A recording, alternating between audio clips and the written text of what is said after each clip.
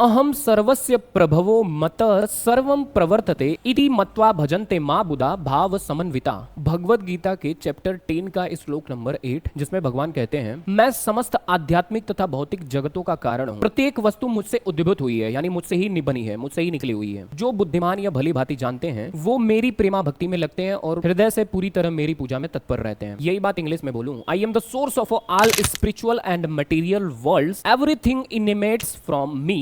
The wise who know this perfectly engage in my devotional service and worship me with all their hearts। ठीक है, भगवान कृष्ण जो है ना, जो भी बोलते थे स्पष्ट बोलते थे, इसीलिए उन्हें जो है 64 कलाओं का अवतार बोला गया। परफेक्ट भगवान, जिन्हें आप जो है प्रेम के अवतार में भी देखेंगे, गुस्से के अवतार में भी देखेंगे, समझदारी, चालाकी, बुद्धिमानी, ताकतवर, मतलब उनमें कुछ कमी ही नहीं थी, ऐसा समझिए। अब आप कहेंगे बाकी भगवानों में कमी थी क्या? मैं कहा नहीं। आप जैसे किसी भी सिस्टम में जो है वो जो उसका प्योर लीडर होता है, सुप्रीम लीडर होता है, वो हर तरीके से मैच्योर होता है, और उसके अलावा और लोग भी जो होते हैं वो सारे लोग जो है अलग अलग डिपार्टमेंट्स के हेड होते हैं। मैं सिंपल शब्दों में समझा रहा हूं, कुछ लोग मेरी बातों का बुरा भी मान सकते हैं, बुरा मत मानिएगा। जैसे भगवान श्री राम जो है हमें आदर्श सिखा करके गए कि हमें किस तरह से शिष्टाचार, किस तरह से अपने परिवार में रहना चाहिए। हर एंगल से आप देखेंगे तो पूरी तरह परफेक्ट नहीं थे। उनके लिए आप अब ये जो है उस सिस्टम के लिए भगवान को जो है ये कृष्ण अवतार लेना पड़ा था, यानी ये पूर्ण पुरुषोत्तम भगवान थे। इनके अंदर आप जो है किसी एंगल से, कुछ लोग जो है उनके लड्डू गोपाल की पूजा करते हैं, कुछ लोग जो है उनके बालपन की पूजा करते हैं, कुछ लोग उनके यौना की पूजा करते हैं, कुछ लोग उन्हें नौजवान रूप में पूजते हैं, कुछ लोग अलग अलग तरीके से, और कुछ बुद्धिमान लोग तो उनकी भगवत गीता पढ़ के उनसे नॉलेज लेते हैं, पूजा नहीं करते उनसे। ठीक है, तो आप भी जो है ये जो भगवत गीता है आप इस जन्माष्टमी पे इसको पढ़ना शुरू कर सकते हैं। अब आप कहेंगे कि यही वाली भगवत गीता क्यों, इसके अलावा भी और कोई भगवत गीता आती है क्या? मैंने कहा हाँ, इसके अलावा और भी भगवत गीता आती है। भगवत गीता तो एक ही है, क्योंकि भगवान ने जो बोला वही है उसमें। भगवान ने आपके इंसानों के बिहाफ पे कुछ क्वेश्चन के जो अर्जुन ने पूछे उसके उत्तर दिए हुए हैं इस किताब में, यही है इसके अंदर। लेकिन यही भगवत गीता इसलिए क्योंकि भगवान के शब्दों को बेहतर तरीके से एक्सप्लेन करने का कार्य श्रीमद् भगवत गीता को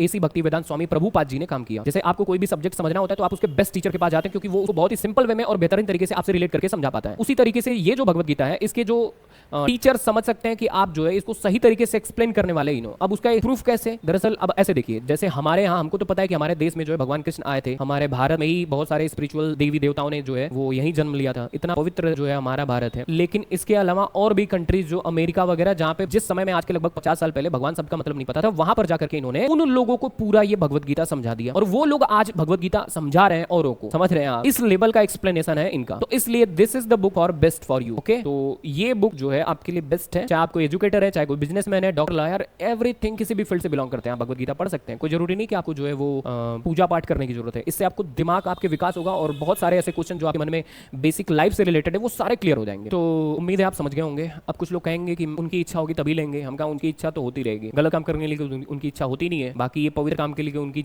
इच्छा का इंतजार कर रहे हैं तो करते रहिए। बाकी ठीक है, एक बार फिर से जन्माष्टमी की आप सबको शुभकामनाएं। जय श्री कृष्ण।